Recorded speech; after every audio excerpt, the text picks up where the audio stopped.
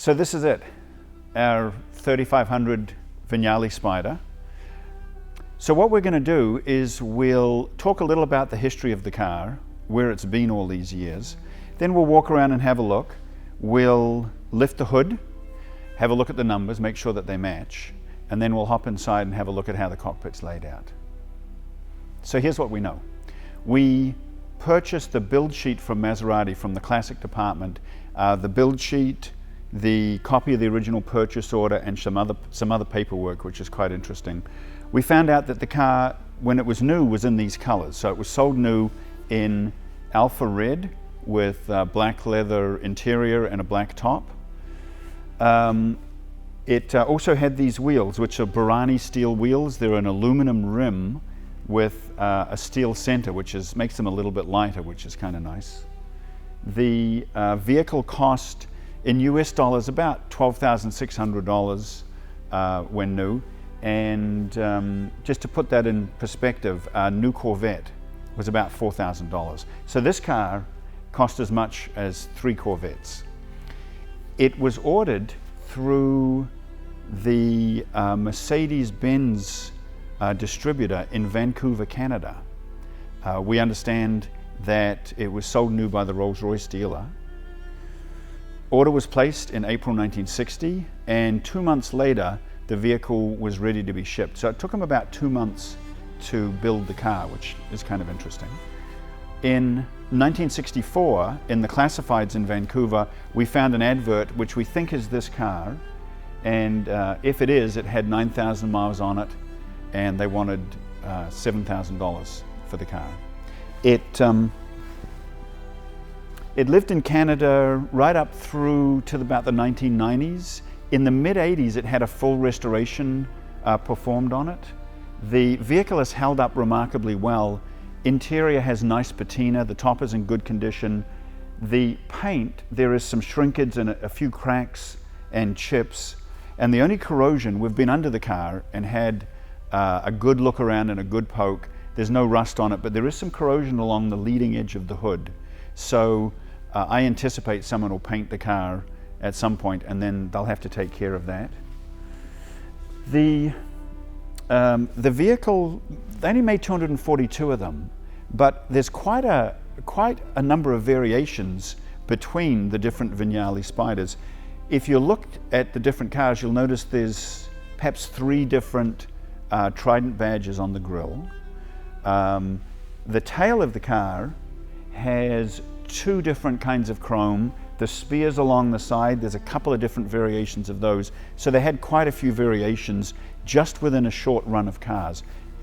3 different kinds of seats and 2 different dash layouts. So when you look at them, what you see is that there really are no 2 cars that are the same. They're all, quite individual. Let's lift the hood and we'll take a look at the numbers. So here it is, the heart of the automobile. Maserati in the 1950s was known for racing, and when you lift the hood, there's so much in this engine compartment that speaks to racing and high performance. We have twin plugs per cylinder, twin ignition coils up on the firewall, there's an oil cooler next to the radiator, triple Weber carburetors. The distributor is just a mess of spark plug leads coming out. So it really speaks to racing and high performance, which is what Maserati was known for. The engine is a straight 6 twin cam, 3.5 liters, puts out 220 horsepower, and Ferrari was probably their biggest competitor. Ferrari at the time, their road cars were putting out 240. They had 12 cylinders, 240 horsepower. Maserati was 220, in the same neighborhood. The other competition, 300 SL Roadster, was a 6-cylinder, 212 horsepower. Jag and Aston Martin were both 6-cylinder twin cams, about 240 horsepower. So in that 210 to 240 is where high performance cars were back in 1957, 1958. So what Maserati produced was something right in keeping with the competition. The numbers on the car are relatively easy to look for. There's a chassis plate, and it moves around on these cars depending on the year, but it's It's normally on the driver's side up front here. The chassis number on Maseratis in general, it's on the driver's side suspension tower. You can see it stamped right in there, so that should match what you see on the plate. Now the next thing is kind of odd. The engine number is the same as the chassis number, so they stamped the same number into the engine on the back of the engine on the carburetor side. But the odd thing is that a very large percentage of Maserati 3500s left the factory with no engine number stamped. Now, I've never heard a good reason why. I've never even heard a reason why that happened, but it could be a third or more are missing the engine number. So that flat spot where the engine number should go is just missing. You can be looking at a matching number car with its original engine and not know it.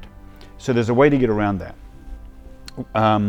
What you have to do is reach out to Maserati, their classic department, give them a chassis number, and you have to give them the numero interno.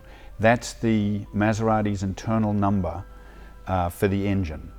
And the way you find that is look for the generator, and then there's a adjusting rod that goes between the generator and the engine. Follow that to the engine, and right next to where it connects, you'll see a 2 or 3 digit number. It's always stamped in that spot, so it's pretty easy to find.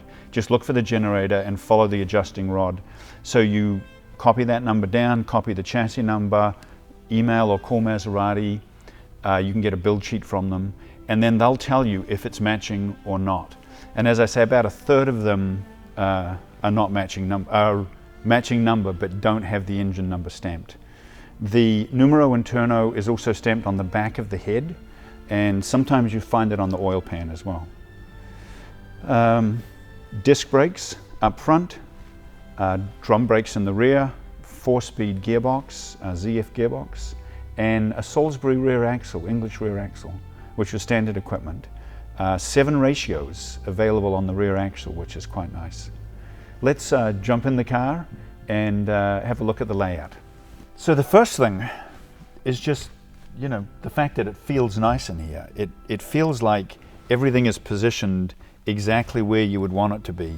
Levers and knobs, and just everything is quite comfortable. If you said that we had to be in this car driving all day, I wouldn't have a problem, or if we were heading to California, you could just go, and I think it'd be a pretty easy day. Large Nardi steering wheel, which is really quite magnificent. They had a couple of different variations. They had variations on everything, 2 or 3 different steering wheels. It needs to be a large steering wheel because there's no power steering. And at slow speeds you have to crank on it, and a bigger steering wheel makes that easier. British Jaeger gauges, so a British gauges in an Italian sports car, which is interesting.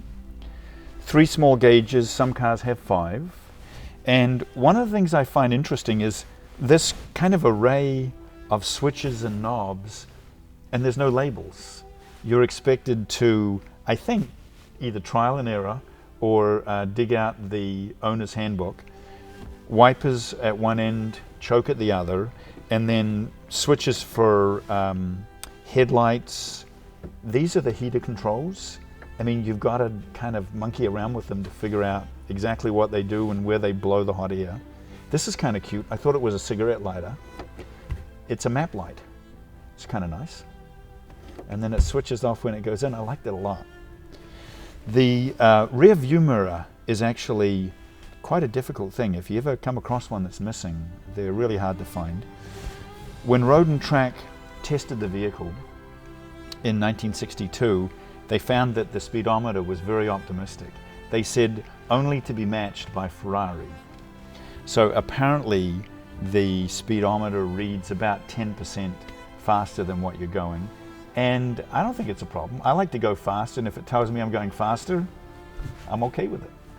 There's only one lever on the steering column, and that's turn signals.